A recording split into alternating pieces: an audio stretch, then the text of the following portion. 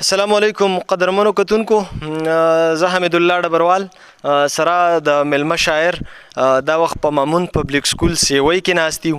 غواړو چې د شاعر ملګري سره تعارف وکړو، پیژندګلو ورسره وکړو او د هغې نه څه شعر و شاعري مو واورو او تاسو ته یې ورسوو. السلام علیکم قاري صاحب. وعلیکم السلام ورحمت الله وبرکاته. قاري صاحب که خپل نوم راته ووایې. زما نوم عمر حکیم هاشمي دی، د سلاړزو سره تعلق لرم او بس دلته مامون پبلیک های سکول کې سبق وایم 9 کلاس کې. ډیره ښه خبره ده. قاري صاحب که د شعر و شاعرۍ سم د کله نه د ادبي ذوق څه د کله نه مختی او د کله نه شاعري کوئ؟ یار دا خو ما ته پته نه لګېږي چې کله نه ورسره داسې منسلک شوی یم، خو شوق مې ورسره انتهایي و سیوا و بس دغه شان شاعري کوم دغه راته. عمر حکیم هاشمي صاحب، شعر به درنه اورم. ستا د شعر نه مخکې زما خپل یو غزل ټولو اورېدونکو ته ډالۍ چې د ځان پورې محدود یو د خپل ځان نه لرې نه یو، د ځان پورې محدود یو د خپل ځان نه لرې نه یو، د زړه فیصله منو د درمان نه لرې نه یو. شاعر جانانه راشه مصلحت کوو لږ کښېنه، دا ولې د وربله او د پیزوان نه لرې نه یو. لوتیان سمود عادیان الله په کاڼو باندې وشتل، موږ هم د رب د عرش او د اسمان نه لرې نه یو. الله منو رسول منو د حکم تابع نه یو، څه دومره د اسلام او د قرآن نه لرې نه یو. توبه وباسه سم شه ګورې وروسته به خفه یې، قسم دی ډبرواله د رحمان نه لرې نه یو. هاشمي صاحب که خپل غزل د اورېدونکو سره شریک کړئ.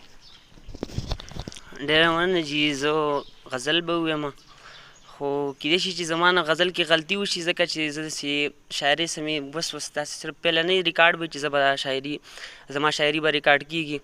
نو غزل یو څو شعرونه ویم چې د وخت بلها خلک کوشش مې په ایمان کوي، د وخت بلها خلک کوشش مې په ایمان کوي، قرآن زما دی او تجربې پې کافران کوي. ډېر ښکلی دی، ډېر زبردست دی. بیا ووایه. د وخت بلها خلک کوشش مې په ایمان کوي، قرآن زما دی او تجربې پې کافران کوي. شاید الله م نه پیژني نه خو کلمه وایي پیله، شاید الله م نه پیژني نه خو کلمه وایي پیله، خو مسلمان بچي ته غوږ کې یو اذان کوي. ډېر ښه دی، ډېر زبردست دی. او ستا په تخلیق کې چې بلها فکر سوچونه کوي، ستا په تخلیق کې چې بلها فکر سوچونه کوي، زما په خیال چې ربه هغه شاعران کوي. ډېر ښه دی، زبردست.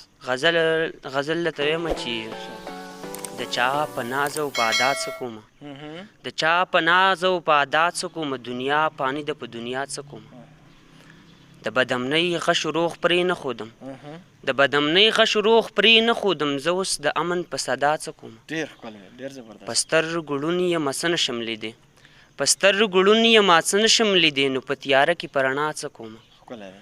او حق دې پټ کړی د حق نه ښکاره کې، حق دې پټ کړی د حق نه ښکاره کې، ستا په بلها علم ملا څه کومه. ډېر ښه دی، یو ځل بیا ووایه. حق دې پټ کړی دی، مننه، حق دې پټ کړی د حق نه ښکاره کې، ستا په بلها علم ملا څه کومه. چې مې د مر کړۍ ته ښه نږدې کوي، چې مې د مر کړۍ ته ښه نږدې کوي، نو بیا شپه ښه ده په سبا څه کومه. ډېر ښکلی دی، ډېر ښکلی. چې مې د مر کړۍ ته ښه نږدې کوي، نو بیا شپه ښه ده په سبا څه کومه. چې مې د ژوند په تلوسو کې پرېږدي، چې مې د ژوند په تلوسو کې پرېږدي، ستا په دوستۍ جانانه بیا څه کومه. او چې مې بغیر د پیره هر کار سم دی، چې مې بغیر د پیره هر کار سم دی، نو په ګرجه د پیر بابا څه کومه. ډېر خوندور، یو ځل بیا ووایه. چې مې بغیر د پیره هر کار سم دی، نو په ګرجه د پیر بابا څه کومه. اخرنی مقطع درته وایم چې ماله د زړه ډاډ راکړه یاره د خولې نه دی پکار، ماله د زړه ډاډ راکړه یاره د خولې نه دی پکار، زه هاشمي تش په وا وا وا څه کوم. ډېر ښه دی، ډېر ښه دی. کتونکو عمر حکیم هاشمي صاحب هم اورېدو، دا یې زموږ سره اولنۍ مرکه وه.